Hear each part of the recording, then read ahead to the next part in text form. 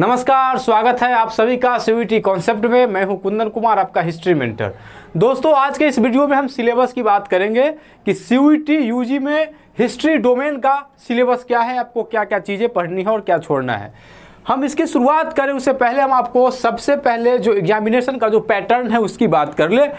तो आपसे 50 सवाल पूछे जाएंगे जिसमें सिर्फ 40 प्रश्न का ही आपको जवाब देना है। 50 में 50 करके नहीं आना है, ज़्यादा भी तेज़ नहीं बनना है। अब समय जो आपको मिलेगा वो 45 मिनट मिलेगा और 45 मिनट काफ़ी इनफ है जिसमें आप आसानी से 40 सवालों का हल कर सकते हो। और मार्किंग सिस्टम जो है वो 200 नंबर का एग्ज़ाम होगा और निगेटिव मार्किंग का भी प्रावधान है, यानी कि आप किसी सवाल का गलत जवाब देते हो तो दंड के रूप में आपका 1 नंबर कट कर दिया जाएगा। और अगर किसी प्रश्न का सही जवाब देते हो तो एक प्रश्न का सही जवाब देने पर आपको 5 नंबर मिलेंगे। टोटल 200 नंबर का एग्जाम होगा। ठीक है, पिछले कई सालों से हम इतिहास पढ़ा रहे हैं और हमारे कई बच्चों ने इतिहास में काफ़ी अच्छा परफॉर्मेंस किया है। 100 परसेंटाइल तक उन्होंने नंबर लाया है, यानी कि 200 में 200 नंबर तक उन्होंने लाया है। सीयूईटी यूजी की तैयारी 2024 में सीयूईटी कॉन्सेप्ट पर शुरू हो चुकी है और एडमिशन की जो प्रक्रिया है वह शुरू हो चुकी है। ऑल यूजी कोर्स हमारे यहाँ चलाया जा रहा है। पीजी कोर्स, बीएड, स्कूल का जो एग्ज़ाम होगा जैसे जेएनवी हो गया, सीएचएस हो गया, इन सारे कोर्सेज की तैयारी हमारे सीयूईटी कॉन्सेप्ट पर कराई जा रही है। तो आप जल्दी जल्दी एडमिशन ले लीजिए ताकि आपका क्लास शुरू हो सके और उसके बाद फिर आपको अच्छे तरीके से हम हिस्ट्री पढ़ाएं और आपको आनंद भी आए। अब हम सिलेबस पर चलते हैं कि आपको क्या क्या पढ़ना है। सबसे पहले आप जानते हैं कि इतिहास को 3 भागों में बांटा गया है। वो कौन कौन सा भाग है? सबसे पहले जो हम पढ़ते हैं वो प्राचीन भारत है।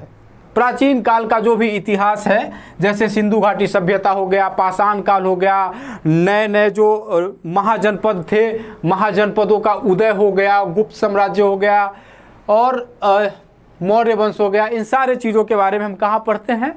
प्राचीन भारत के इतिहास में, एंशिएंट इंडिया में पढ़ते हैं। उसके बाद मध्यकालीन भारत में आप क्या पढ़ते हो? दिल्ली सल्तनत का इतिहास पढ़ते हो, भक्ति आंदोलन पढ़ते हो, विजयनगर साम्राज्य पढ़ते हो, बहमनी साम्राज्य पढ़ते हो, मुगल एम्पायर पढ़ते हो। ये सब आप कहाँ पढ़ते हो? मध्यकालीन भारत में पढ़ते हो। ठीक है, और मध्यकालीन भारत के बाद आपका क्या है? आधुनिक भारत है। आधुनिक भारत में आपको क्या क्या पढ़ना पड़ता है?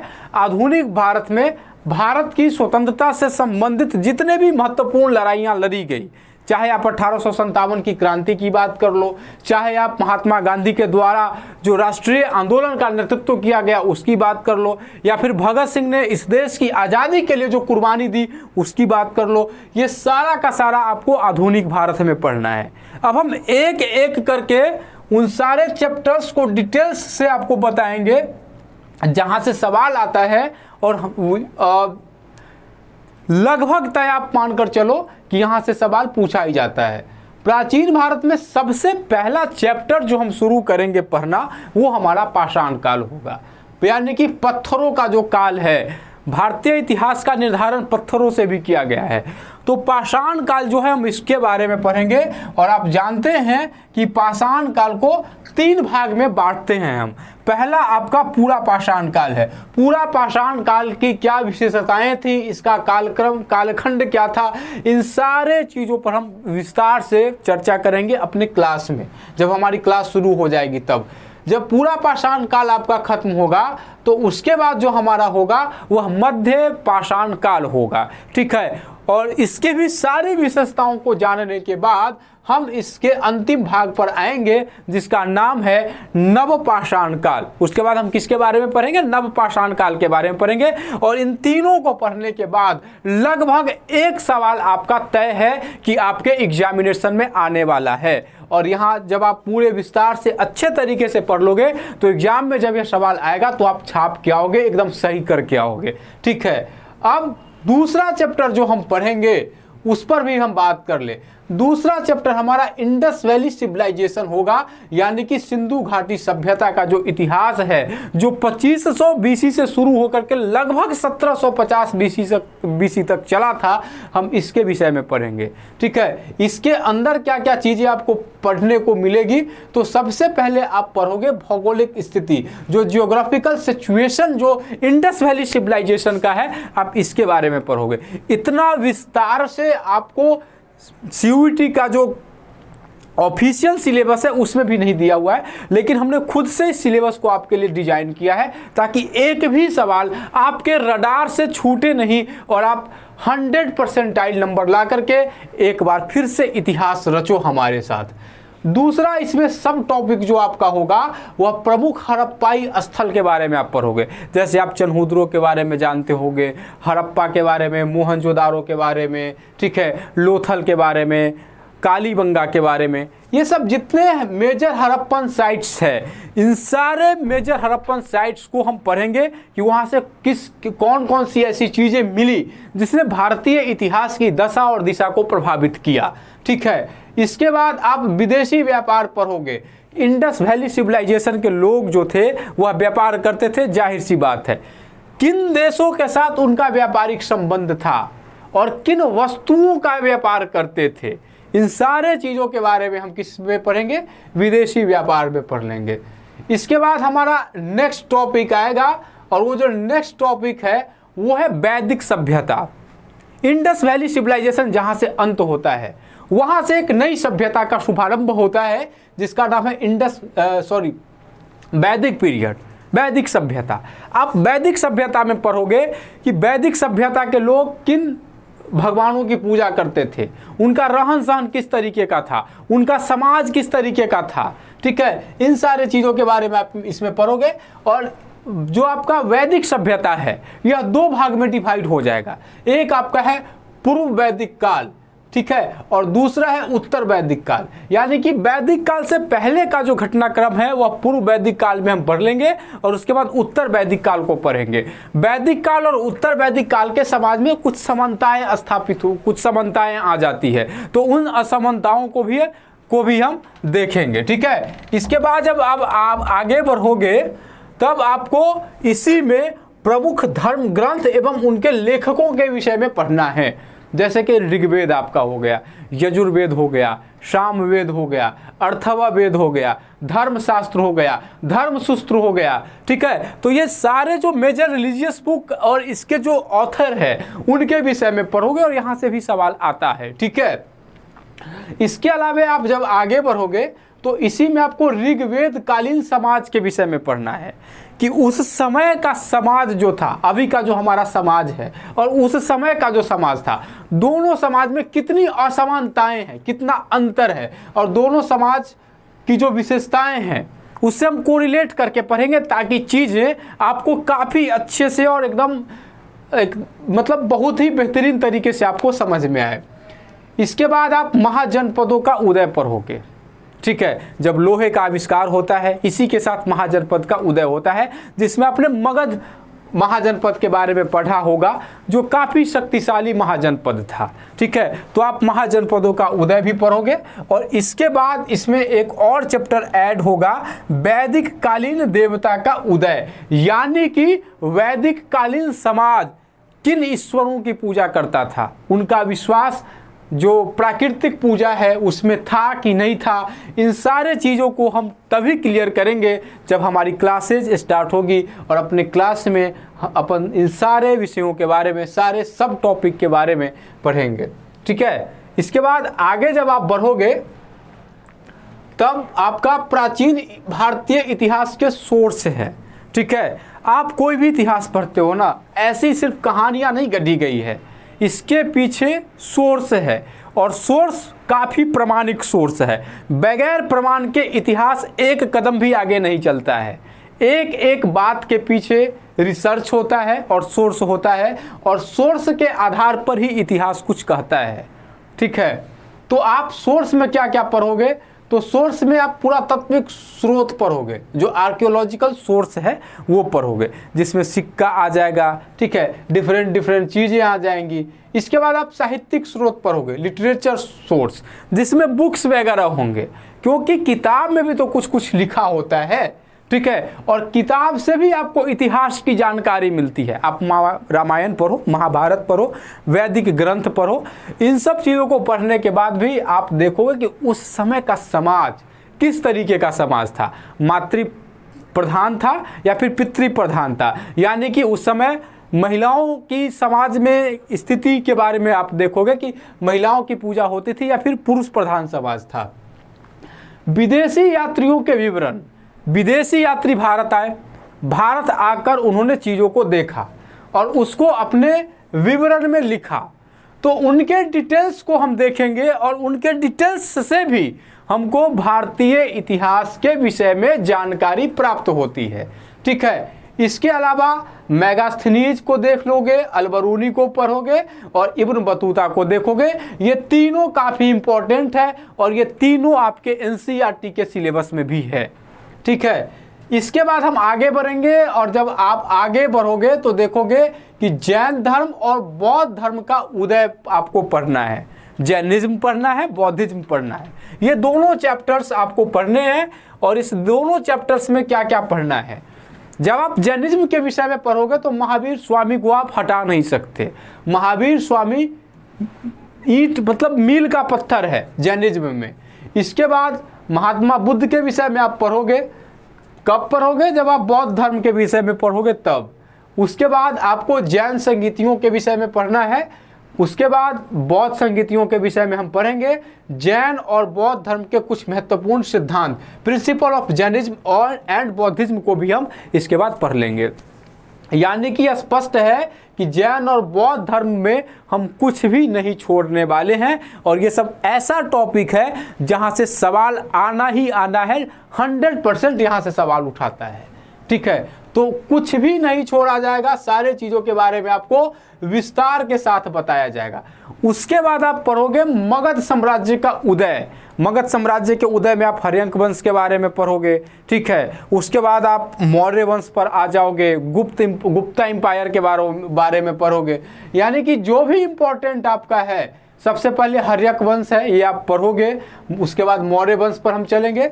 उसके बाद सिकंदर जब भारत पर आक्रमण करता है, यह भारतीय इतिहास की एक महत्वपूर्ण घटना है, क्योंकि सिकंदर विदेशी था और इसने भारत पर आक्रमण किया था। और इसने जिस समय भारत पर आक्रमण किया था उस समय चंद्रगुप्त मौर्य का शासन था, तो आप इसके विषय में भी पढ़ोगे कि उसने कैसे भारत पर अटैक किया। उसके बाद आप शुंग वंश के विषय में पढ़ोगे। फिर हम हिंद यवन के बारे में आपको पढ़ाएंगे और शक क्षत्रप के विषय में भी आपको पढ़ाएंगे। फिर पल्लव पढ़ेंगे और कुषाण पढ़ेंगे। लेकिन मेनली हमको याद इसमें रखना है कि हम मौर्य के बारे में पढ़ेंगे और इसके अलावा जो सिकंदर पर का भारत पर जो आक्रमण हुआ था इसको हम अच्छे से डिटेल से पढ़ लेंगे। उसके बाद आप जब आगे बढ़ोगे तो गुप्त एम्पायर के बारे में आपको पढ़ना है, गुप्ता साम्राज्य के बारे में, ठीक है। इसमें क्या क्या आप पढ़ोगे, तो इसमें आप चंद्रगुप्त प्रथम के बारे में पढ़ोगे, जिसने गुप्ता एम्पायर को खड़ा किया, ठीक है। और इसके जो महत्वपूर्ण शासक थे सिर्फ उन्हीं के विषय में हम पढ़ेंगे। समुद्रगुप्त को पढ़ लेंगे, चंद्रगुप्त द्वितीय विक्रमादित्य को पढ़ेंगे और फाहियान का विवरण भी पढ़ेंगे, क्योंकि फाहियान ने अपने विवरण में गुप्ता एम्पायर के बारे में काफ़ी कुछ लिखा है जिसको पढ़ा जाना चाहिए, ठीक है। तो इसको उसके बाद हम लोग पढ़ेंगे। उसके बाद पुष्यभूति वंश आ जाएगा, तो इसमें आप हर्षवर्धन को अच्छे तरीके से पढ़ोगे। और इसके बाद आपको पढ़ना है जब ह्वेनसांग भारत आता है तो क्या देखता है, किन चीज़ों का विवरण करता है, उन सारे चीज़ों को हम डिटेल से पढ़ेंगे, क्योंकि ये भी आपके एग्जाम में आता है, ठीक है। इसके बाद आपका जो प्राचीन भारत का इतिहास है यहीं पर हो जाएगा खत्म, और प्राचीन भारत के खत्म होते ही आपका शुरू हो जाएगा मध्यकालीन भारत। यानी कि भारत पर विदेशी घोड़ों के टापुओं की आवाज़ सुनाई देने लगती है मध्यकालीन भारत में, और बहुत सारे जो विदेशी आक्रमणकारी थे उन्होंने भारत पर आक्रमण किया, जिसमें सबसे महत्वपूर्ण है अरब आक्रमणकारी। इसमें आप मोहम्मद बिन कासिम को देखोगे जिसने सबसे पहले भारत पर अटैक किया था, ठीक है। और इसके बाद महमूद गजनबी को देखोगे जिसने 17 बार भारत पर अटैक किया।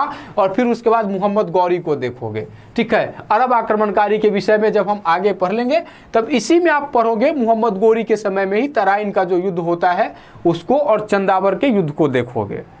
इन दोनों युद्धों को देखने के बाद हम आगे बढ़ेंगे और उसके बाद हम पढ़ेंगे दिल्ली सल्तनत के बारे में, जिसमें आप गुलाम वंश के बारे में पढ़ोगे, तुगलक वंश के बारे में पढ़ोगे, ठीक है, खिलजी वंश के बारे में पढ़ोगे, सैयद वंश के बारे में पढ़ोगे, लोदी वंश के बारे में पढ़ोगे और डिटेल्स से पढ़ोगे। इतने डिटेल्स से पढ़ोगे कि कोई भी सवाल आपका छूटेगा नहीं, ठीक है। और यहाँ से भी सवाल आपके एग्जाम में आता है, कम आता है लेकिन आता है, ठीक है। इसके बाद अपने सफर को हम आगे बढ़ाएंगे और विजयनगर और अन्य प्रांतीय राज्य के विषय में पढ़ेंगे। बहुत ज़्यादा इंपॉर्टेंट है, एनसीईआरटी में भी आपको पढ़ना है और इसको काफ़ी डिटेल्स से पढ़ना है। डिटेल्स से सवाल भी आते हैं। आप अगर देखे होंगे PYQ, अगर अपने मित्रों के सहायता से या आपके किसी रिलेटिव ने एग्जाम दिया होगा और अगर आपके पास हिस्ट्री डोमेन का क्वेश्चन होगा तो आप अगर ये देखोगे तो इसके क्वेश्चन का अंदाज़ा आपको हो जाएगा कि कितना डिटेल्स में जाकर सवाल पूछता है विजयनगर और अन्य प्रांतीय राज्य से, ठीक है। इसमें विजयनगर साम्राज्य को हम पूरा देखेंगे, अच्छे तरीके से देखेंगे, एक एक चीज़ के बारे में देखेंगे, ठीक है। कृष्णदेव राय पढ़ना है आपको, ये पढ़ाएंगे भी हम आपको। उसके बाद बहमनी साम्राज्य पढ़ना है और बहमनी साम्राज्य में अलाउद्दीन हसन बहमन शाह के बारे में पढ़ेंगे। और इसके बाद आप बीजापुर को पढ़ोगे, अहमदनगर, बरार, गोलकुंडा और बीदर, ये सब भी आपको पढ़ना है। ये सब बहमनी साम्राज्य के ही अंग थे और इन सारे को एकदम डिटेल्स में इसको हम नहीं पढ़ेंगे लेकिन संक्षिप्त में भी इसको जरूर पढ़ लेंगे। डिटेल्स में हमको बस विजयनगर साम्राज्य पढ़ना है, ठीक है। इसका ध्यान रखना है और क्लास में हम लोग इसका ध्यान रखेंगे भी। आगे बढ़ेंगे तो आपको भक्ति और सूफी आंदोलन पढ़ना है, खूब अच्छे से डिटेल्स से पढ़ना है क्योंकि ये आपके सिलेबस का पार्ट है और यहाँ से सवाल भी आते हैं। इसमें आप किसको किसको पढ़ोगे तो सूफिज्म को पढ़ोगे और दूसरे तरफ आप जो भक्ति आंदोलन के जो महत्वपूर्ण नेता थे उनको पढ़ोगे। सूफी में 3 आपको दिया हुआ है, ठीक है, जिसमें चिश्ती है, कादरी है और नक्शबंदी है। इन तीनों को हम पढ़ेंगे डिटेल्स से और इसके अलावे भी अगर जरूरत पड़ा तो कुछ और हम जोड़ेंगे, ठीक है। भक्ति आंदोलन में रामानुजाचार्य को आपको पढ़ना है, माधवाचार्य को पढ़ना है, निम्बकाचार्य को पढ़ना है, शंकराचार्य को पढ़ना है। इसमें कबीर ऐड नहीं है, कबीर को भी हम आपको पढ़ाएंगे, रैदास को पढ़ाएंगे और इसके अलावे आपको मीरा के बारे में भी पढ़ना है। तो ये कुछ अपने तरफ से हम ऐड करेंगे जो आपको पढ़ना है। इसके बाद जब हम आगे बढ़ेंगे तो मुगल साम्राज्य के विषय में पढ़ेंगे, ठीक है। मुगल साम्राज्य में आप क्या क्या पढ़ोगे तो मुगल साम्राज्य में आप बाबर को पढ़ लोगे, पानीपत के युद्ध को पढ़ोगे और तुजुक ए बाबरी को पढ़ोगे। तुजुक ए बाबरी काफ़ी महत्वपूर्ण किताब है जिसको पढ़ने के बाद मुगल साम्राज्य के बारे में आपको काफ़ी डिटेल्स से जानकारी मिल जाएगी। आपको तुजुक ए बाबरी तो नहीं पढ़ा सकते हम, लेकिन तुजुक ए बाबरी में जितना भी इंपॉर्टेंट जानकारी आपके एग्जामिनेशन के पॉइंट ऑफ व्यू से दिया गया है उन सारे जो आपका है उसको आप देख लोगे। उसके बाद आप हुमायूं के बारे में पढ़ोगे, ठीक है।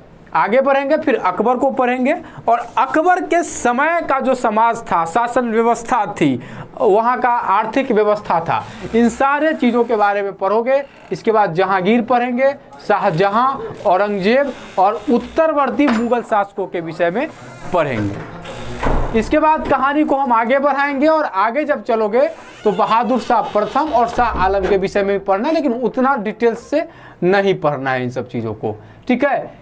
अब हम चलेंगे आधुनिक भारत पर जो काफ़ी इंपॉर्टेंट है और यहाँ से सबसे ज़्यादा सवाल फ्रेम होता है और पढ़ने में सबसे मज़ा भी आपको यही आएगा।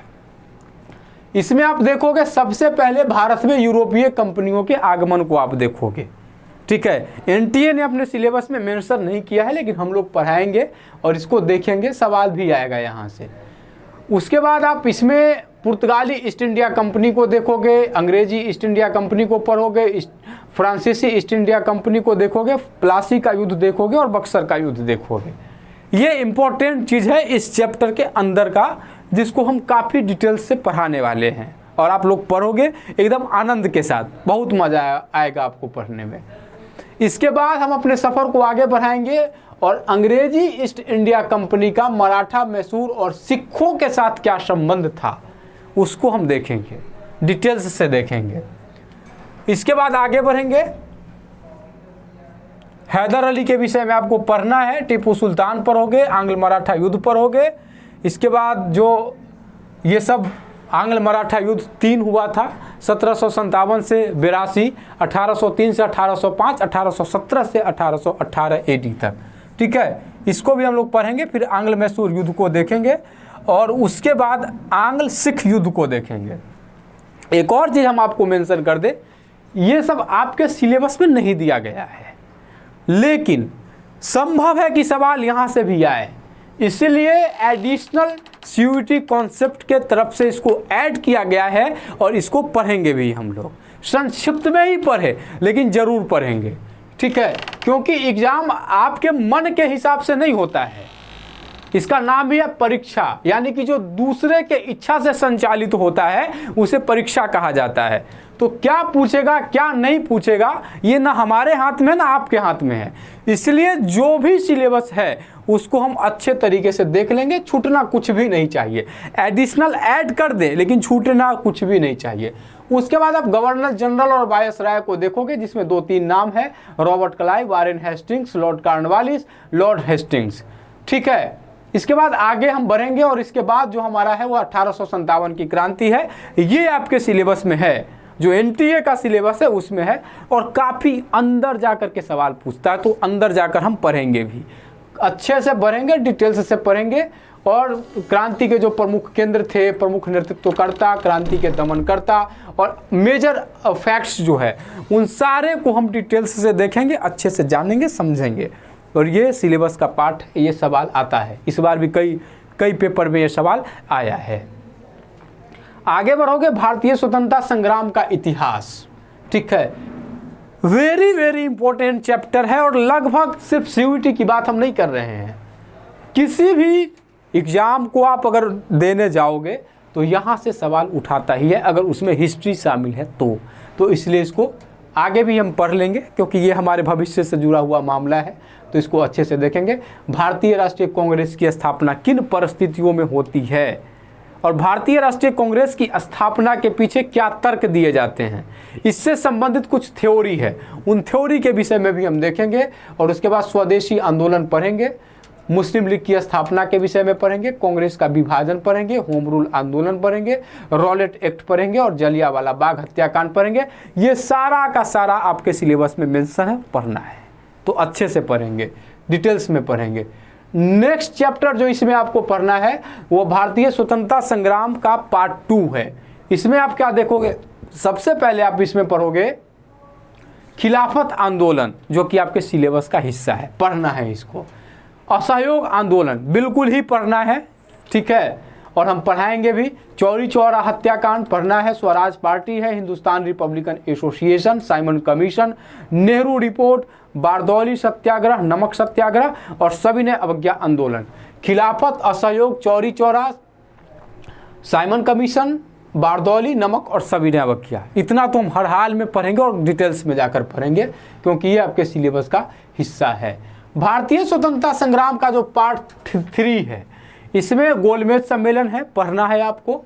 गांधी इरविन समझौता भी पढ़ना है, अगस्त प्रस्ताव भी पढ़ना है, भारत छोड़ो आंदोलन, शिमला समझौता नहीं पढ़ना है, कैबिनेट मिशन पढ़ेंगे, स्वतंत्रता की प्राप्ति भी पढ़ेंगे और भारत का गणतंत्र होना भी पढ़ेंगे।